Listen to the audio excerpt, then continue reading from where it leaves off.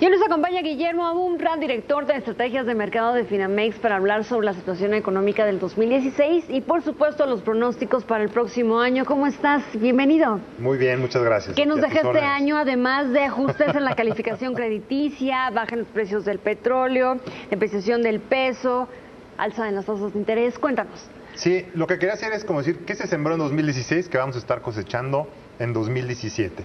Entonces, difícilmente no podríamos empezar esta discusión sin mencionar este gran cambio que se está dando en el mundo, que obviamente va a tener no nomás repercusiones políticas, sino también económicas, y me refiero a lo que vimos en Brexit, lo que vimos con la elección de Donald Trump, lo que vimos con recientemente las elecciones en Italia.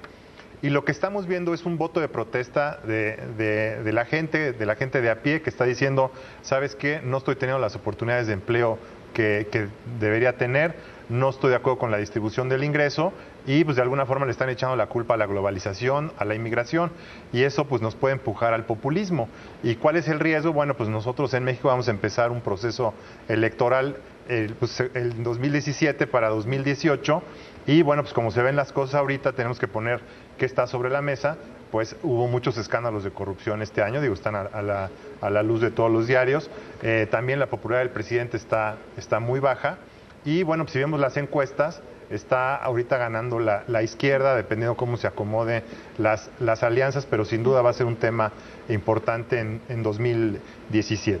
El segundo tema que traigo, bueno, como ya lo mencionabas, es qué está pasando con las calificadoras. Las calificadoras nos bajaron la perspectiva de estable a negativa, pero ya son las tres calificadoras más importantes, S&P, Moody's y Fitch. ¿Qué es lo que están preocupadas o qué es lo que dicen? Bueno, nos preocupa el crecimiento económico. Como tú bien acabas de mencionar, todo el mundo está ya revisando a la baja las perspectivas para el año que entra, o sea, ya no es una sorpresa. Y están preocupadas también por el crecimiento de la deuda como porcentaje del PIB. Aquí lo que estamos viendo es de que una parte de esa deuda es deuda externa. Entonces, el simple hecho de la devaluación pues ha hecho que este saldo crezca, porque cuando se evalúa en pesos.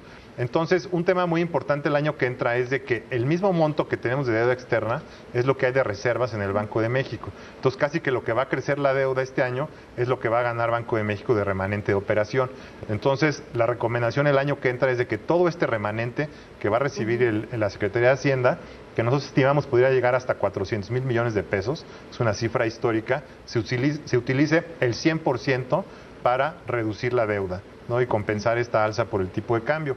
El otro gran tema de finanzas públicas que obviamente tiene preocupado a las calificadoras es que desde 2008 no tenemos un superávit primario. Como decía ahorita en tu nota anterior, hay una estimación de que ya vamos a regresar a superávits primarios el año que entra. El presupuesto está hecho con un crecimiento económico que ya no se va a dar, que pensamos que va a ser mucho más bajo, y mucho del recorte que nos llevó a ese superávit primario es en gasto de inversión. Entonces también, como decías, pues la inversión ha caído mucho, eso le pega al crecimiento económico y eso pues está complicando las cosas. El tercer punto que traía para la discusión es qué está pasando con la política monetaria de la Fed. Si tú te acuerdas, al principio de 2016, ¿qué es lo que teníamos? Digo, se estaba discutiendo que nos fuéramos a tasas negativas.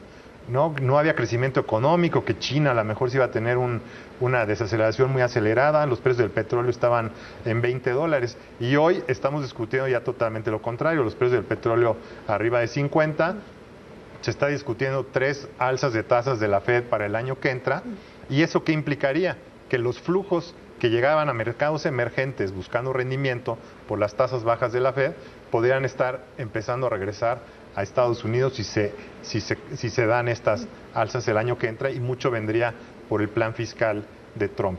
Y finalmente, y obviamente no menos importantes, ¿cuáles son los riesgos o las preocupaciones que va a tener el Banco de México? Y yo creo que por lo menos van a ser 4, ¿no? El primero es, en 2016 se sembraron el alza en la inflación en los precios al productor. Entonces, como quien dice, la presión en la inflación ya está ahí. La inflación al productor de bienes de consumo en noviembre ya estaba en 4.6%. Entonces eso te da una pauta de cuánto podría llegar el año que entra. Tenemos la liberación de los precios de la gasolina, que como decía el secretario de Hacienda, se va a mantener el IEPS constante, entonces ya va a responder el precio a la referencia internacional, pero pues ya la referencia internacional con el tipo de cambio más el alza reciente de la gasolina por el acuerdo de la OPEP, pues ya es mucho más alto. Entonces podrías empezar a ver incrementos a principio de año entre 10 y 15% de la gasolina. El tercer punto es que va a estar lidiando con estos flujos que podrían estar regresando a Estados Unidos y las alzas de la Fed. Entonces vamos a necesitar más alzas en México y finalmente pues la renuncia de Agustín Carstens, el gobernador que ha dado confianza a que este proceso inflacionario se haya mantenido en los bienes, en las mercancías y no en los servicios, pero pues con las complicaciones que vemos el año que entra, pues no podemos arriesgarnos a que el nombramiento del gobernador pudiera llegar a perderse la confianza que hay en la institución y definitivamente nombrar un gobernador que no le tiemble la mano si es necesario subir las tasas el próximo año. Guillermo, hay algunas, por decirlo, trabas al crecimiento económico de México que podrían corresponder a factores internacionales. En el caso de las autoridades mexicanas, ¿qué pueden tener en sus manos para hacer que haya interés para el próximo año de los inversionistas a México? Pues definitivamente... Porque es un escenario complicado el que se plantea para el próximo año para nuestro país. Es que fíjate, de entrada, el crecimiento que estamos teniendo ahorita está desbalanceado porque está creciendo el consumo privado y ese consumo privado está creciendo más arriba que lo que está creciendo la economía. Entonces, al pasar eso, nos endeudamos porque el déficit en cuenta corriente crece. Si consumes más de lo que generas, alguien te tiene que prestar. Entonces, ese es un problema que se llama el déficit de cuenta corriente, que está creciendo y hay que financiarlo. Entonces, si no subimos las tasas de interés para frenar el consumo, entonces vamos a tener mayor depreciación del tipo de cambio, como que ya nos atoramos ahí. Entonces nosotros estamos viendo que el año que entra vamos a tener que subir las tasas para frenar el consumo. Entonces va a ser muy difícil impulsar el crecimiento por el lado del consumo. Por el otro lado, la inversión todo este año no está creciendo por la incertidumbre que generó todo lo que está diciendo Donald Trump contra el Tratado de Libre Comercio. Entonces va a ser muy difícil que cambie repentinamente si no se negocia rápido con Donald Trump en qué va a acabar para que ya la gente tenga certeza de hacia dónde vamos y obviamente Estados Unidos se beneficie al final de que vea las ventajas que tiene México. El otro problema son los recortes al gasto, que están más orientados a inversión que a consumo. Entonces eso tampoco es muy positivo para el crecimiento económico. Entonces realmente lo que nos queda es yo creo que una negociación rápida ya con Estados Unidos, que se quite la incertidumbre con respecto a las incógnitas que hay con el Tratado de Libre Comercio e impulsar definitivamente la inversión privada.